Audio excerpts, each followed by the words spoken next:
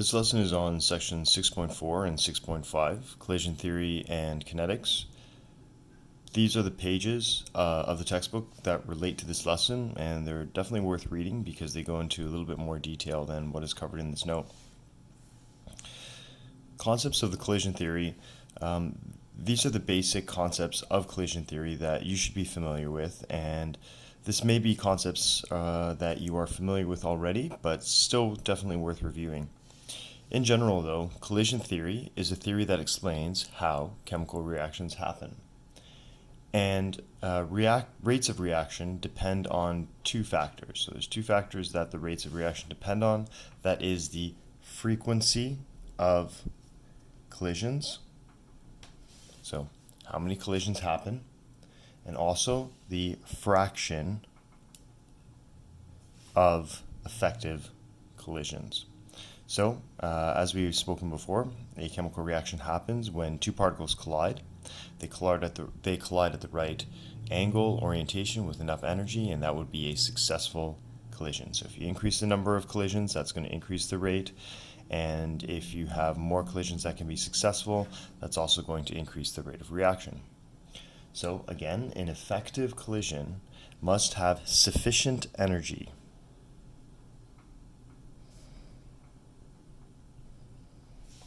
Sufficient energy is called activation energy, so that's the energy required to start the reaction, and the correct orientation. So they must collide at the correct angle or location. Otherwise, they'll simply bounce off each other.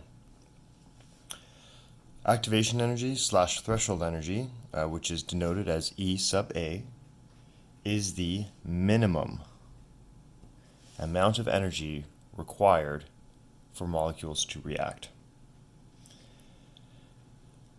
This brings us to the first graph that we're going to look at today, which is the Maxwell-Boltzmann distribution. So the energy of collisions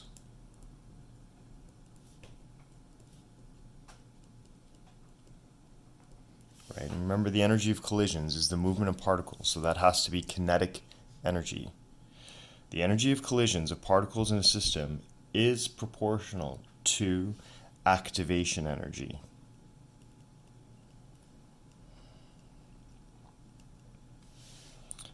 E sub A. In a chemical system, molecules have all different kinetic energies and are represented by the following graph. So we're going to draw Maxwell-Boltzmann distribution. On my y-axis, I have the number of particles, and on my x-axis, I have kinetic energy. So in a chemical system, start from here, 0 molecules with 0 kinetic energy, and I get a curve, something to this effect. Okay, and it tapers off as it goes down. So that means that we have a large number of molecules with this amount of kinetic energy, fewer molecules with high kinetic energy, and again, few molecules with low kinetic energy. Right? So just have to bear in mind that the number of molecules is on the y-axis. So if we have one reaction, we'll say one reaction that has a low threshold amount of energy,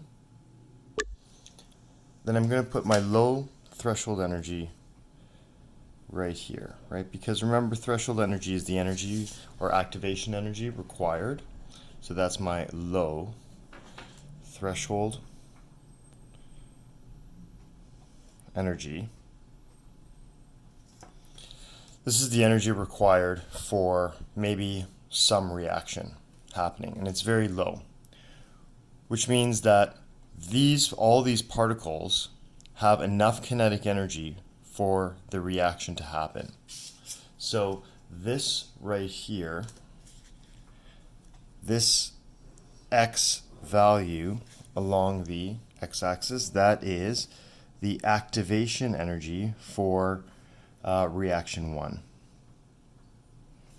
So I'm going to have two reactions here. So this is the first reaction.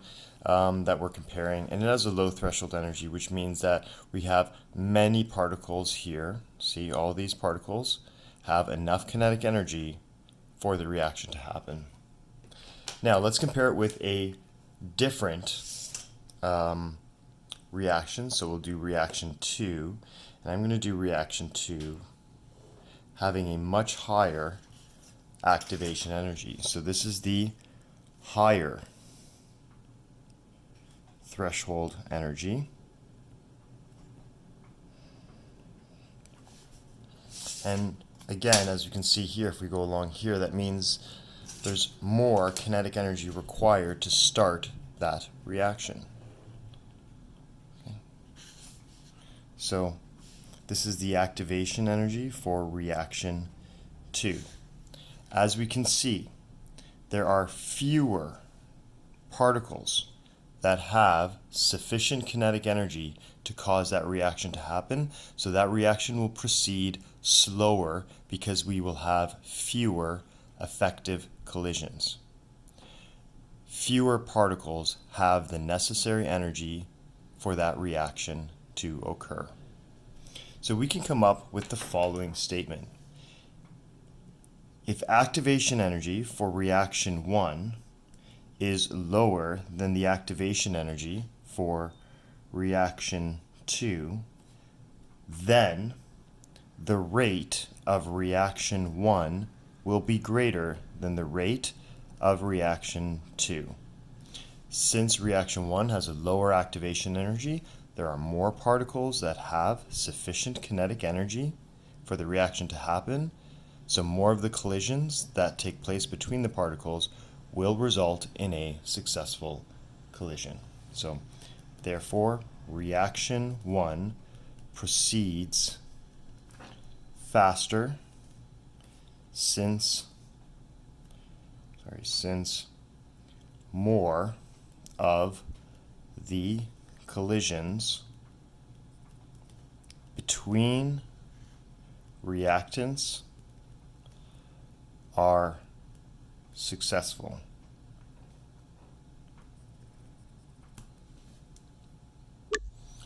The next graph that we're going to look at is when temperature is increased. So when we have the same reaction, okay, so this is just a reaction we're looking at, and that's how much energy is required for the reaction. What happens when we change the temperature? So we're modifying the temperature here, keeping the activation energy constant.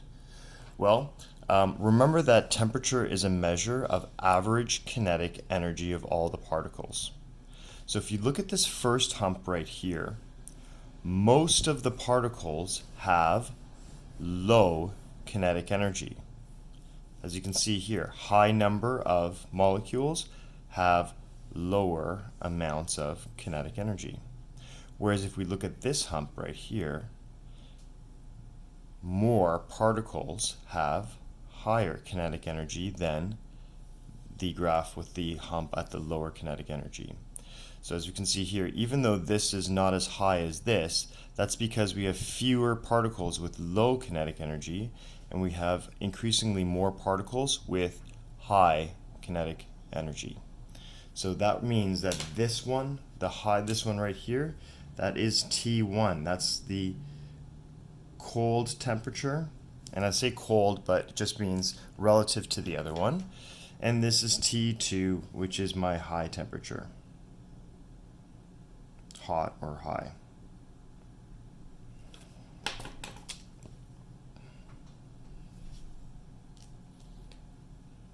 Okay.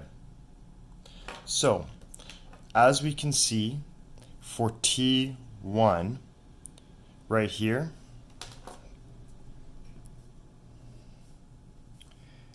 all along here, all of these particles have sufficient energy to cause the reaction to happen.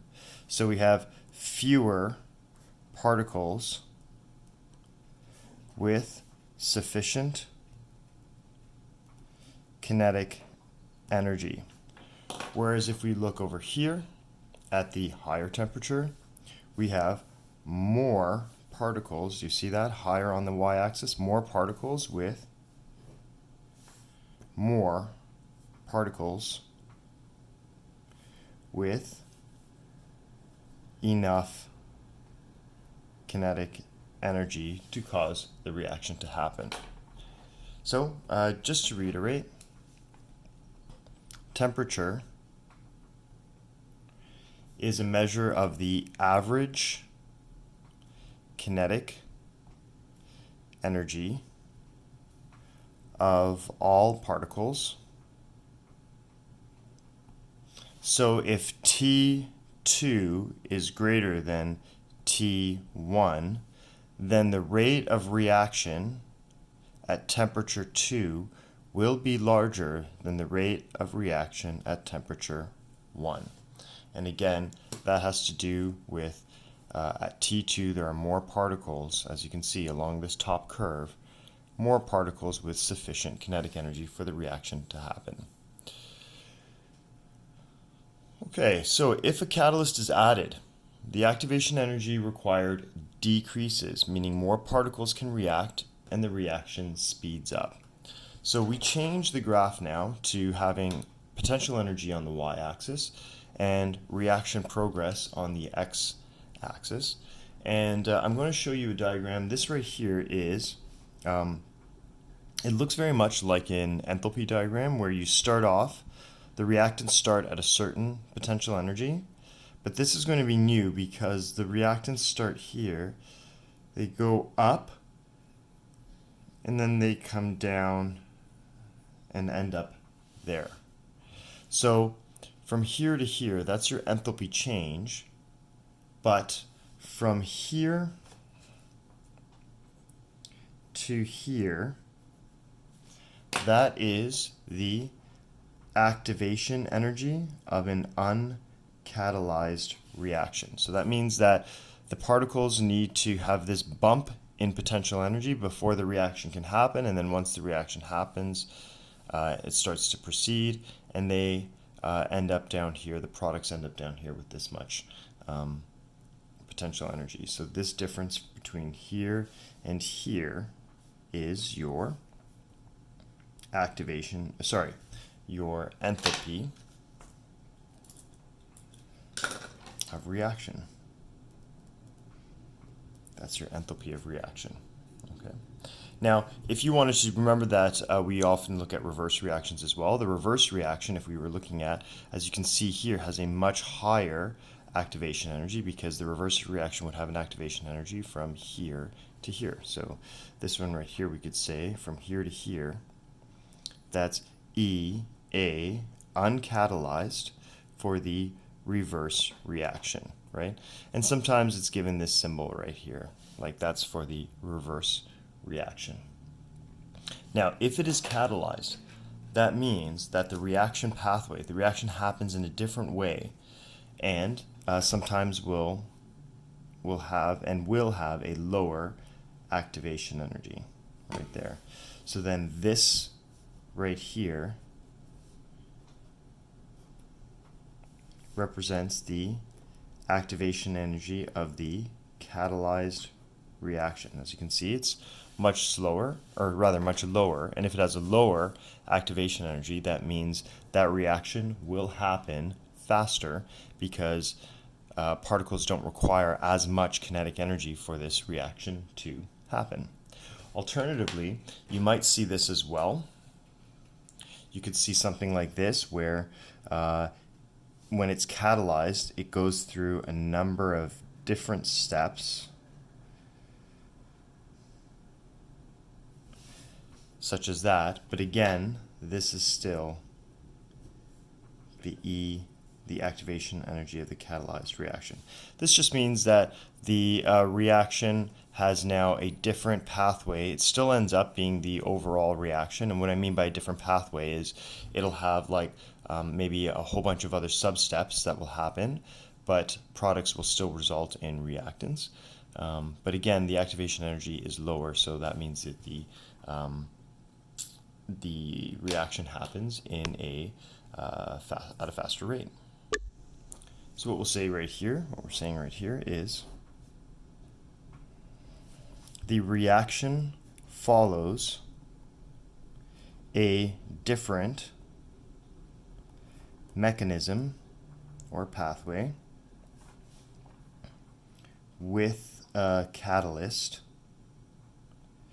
resulting in a lower activation energy. And so therefore the reaction of the catalyzed reaction will be greater than the rate of reaction of uncatalyzed.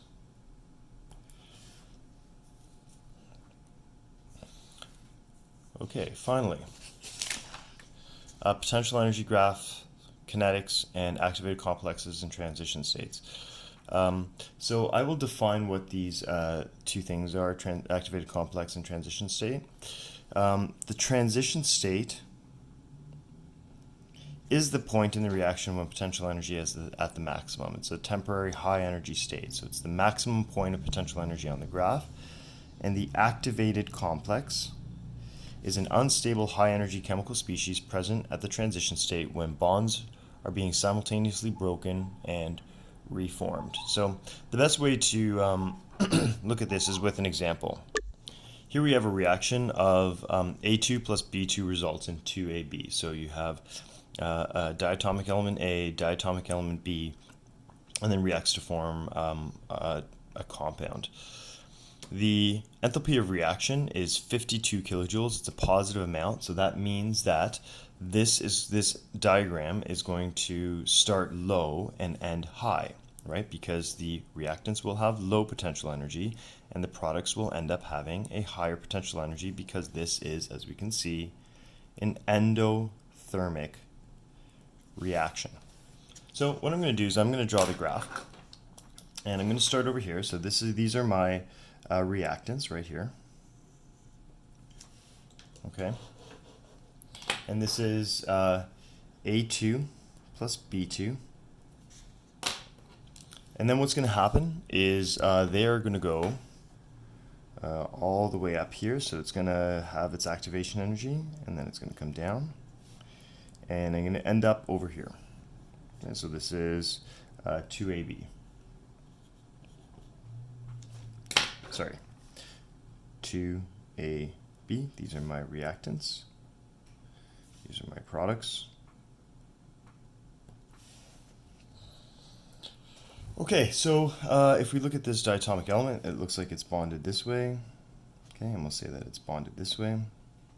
So the elements are bonded to themselves.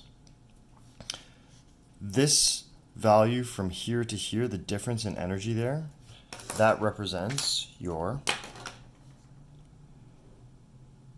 activation energy. So that's the minimum energy required for the forward reaction.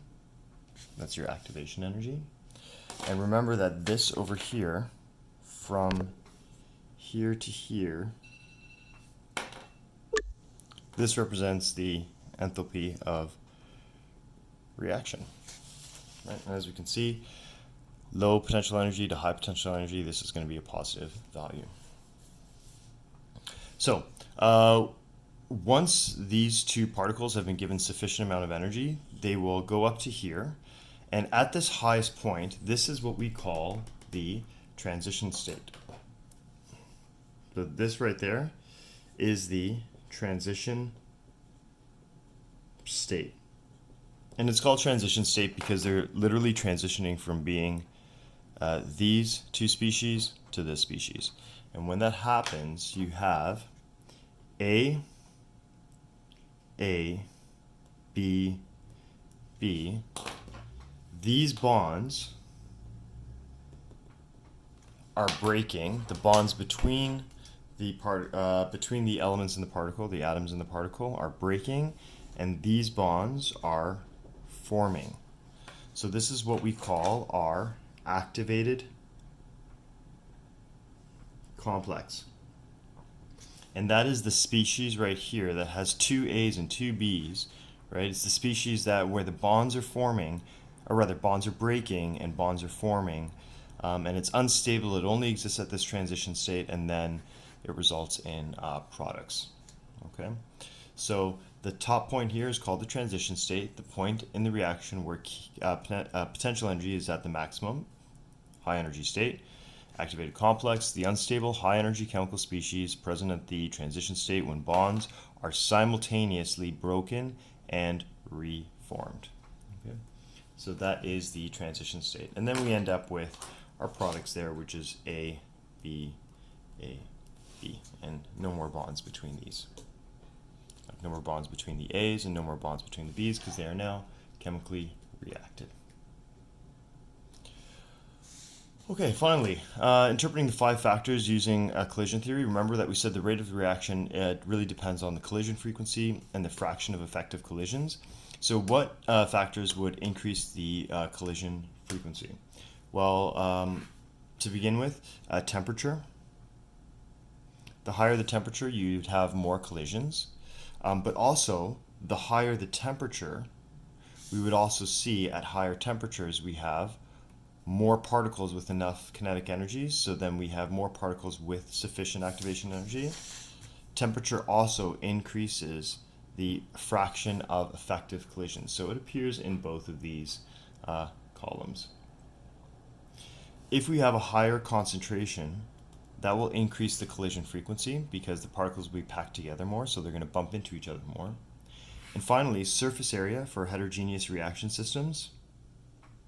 If you have a large surface area, then you have a higher chance that particles will collide.